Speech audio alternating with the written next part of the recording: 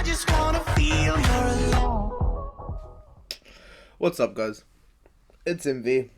Now, today we are doing a BSV Division 3 tier list.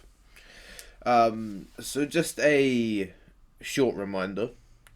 This is all my opinion based, right? So if, for instance, these aren't right at the end, I will be very surprised but also very happy in the teams exceeding my expectations.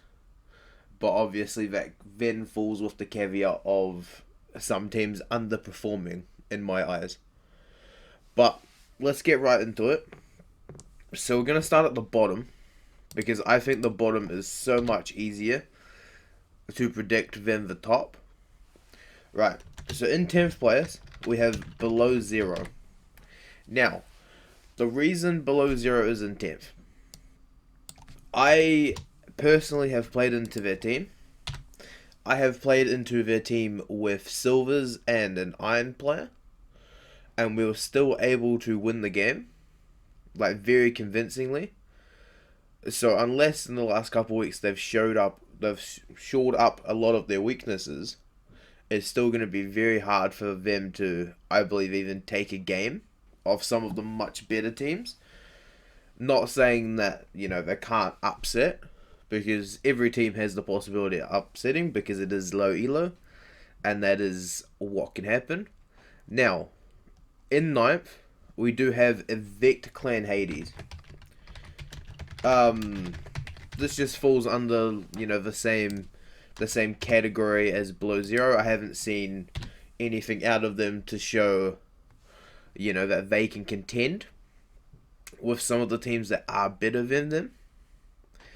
And I don't think on their roster there's no draw power in terms of names who I think can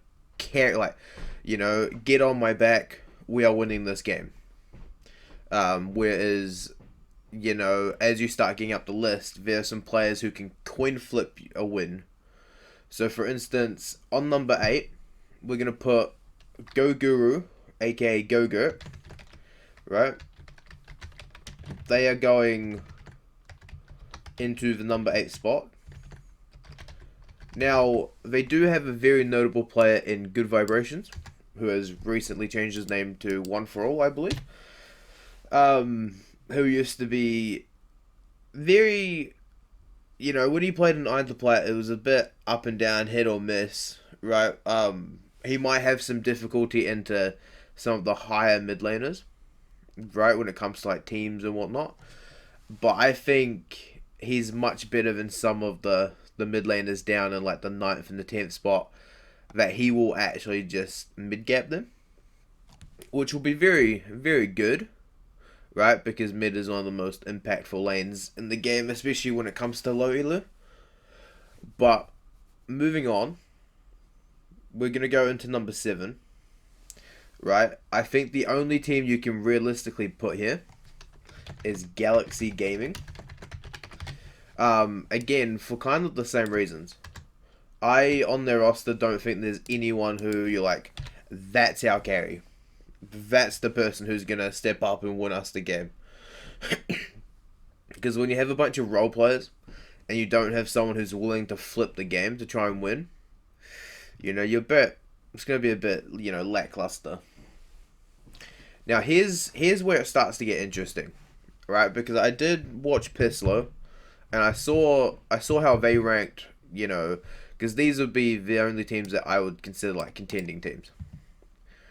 Now, basically Challenger might be the outlier, but I think Middles is good enough to, as a top laner, to maybe pull out some wins on some unorthodox picks. But I do think if the roster is still exactly the same as last time I saw it, I think their bot lane is a huge liability.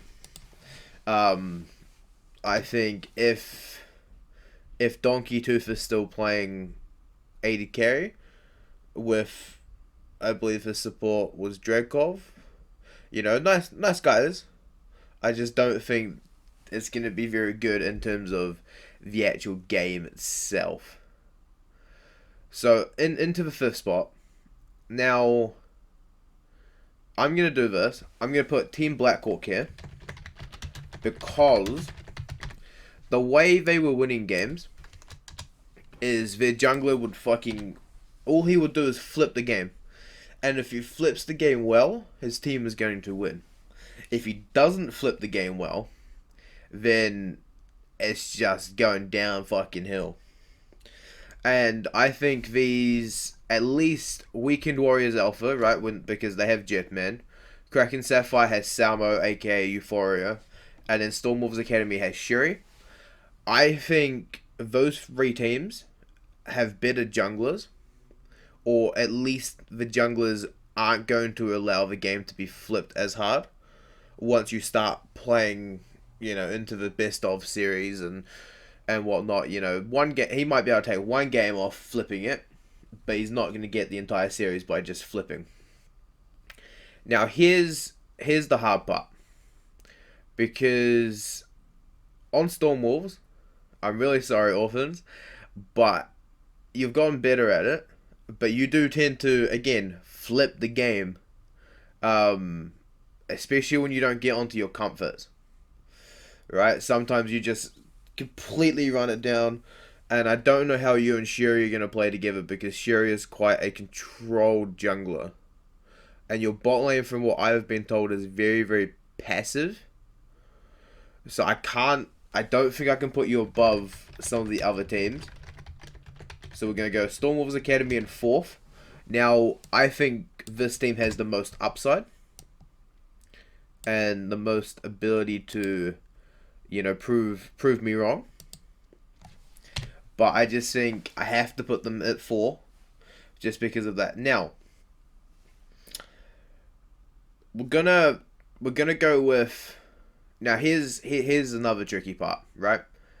Because I could make the case Kraken Sapphire has the best jungler in Samo, right? And then you might be thinking, that's just Jetman hate.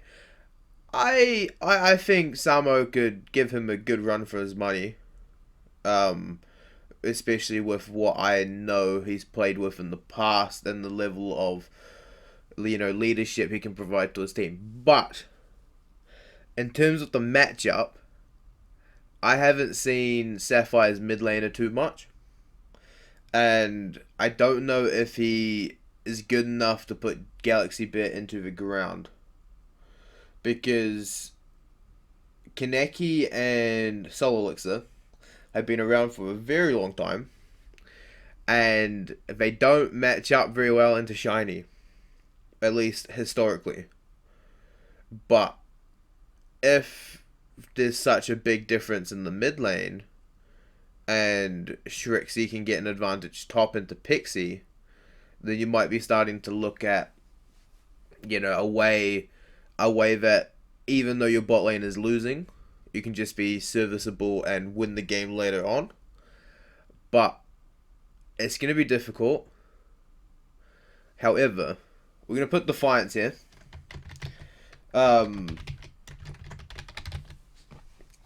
Because the only person on this team that I think is any good is Vincenza as the AD carry. But I honestly think, from what I've heard in the past about rosters that he's played on, and he can be quite demanding, almost like a bang bang type player. And if things start to go bad, right? Let's say they have an O2 week and things just start going downhill, it might be looking very, very sour for them. But I'm going to go out on a limb.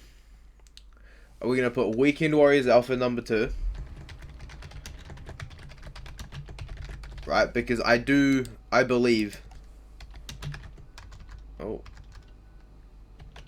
Oh shit, what the fuck just happened? Right. Now, I believe in Samo, the jungler. Right. Really sorry about that. I got interrupted. But yeah, I have faith in Samo to shot call and lead the Kraken Sapphire to a victory. However, I think if Weekend Warriors Alpha or any other team are to take games, the biggest liability is Kraken Sapphire's bot lane. With Kaneki being a famous one trick, and I don't know how much Solix has been playing the game, but we will see how it goes. Now, I'm gonna say this again. This list is based purely off of my thoughts of players and teams. Now, again, we're gonna run through Below Zero at 10, Evict Clan Hades at 9, Gogu Yondon Fortress at 8, Galaxy Gaming at 7, basically Challenger at 6, Team Blackhawk at 5, Stormwater Academy as my dark horse. Right, if any team's going to get their shit together, it's going to be them. Hopefully. They do have some very wild personalities. Defiance Gaming at 3. Weekend Warriors Alpha at 2. And then Kraken Sapphire at 1. Hey, who knows? Maybe Kraken Sapphire need me to come play so I can beat up some below average mid laners. Anyway, you've been watching MV. Peace out.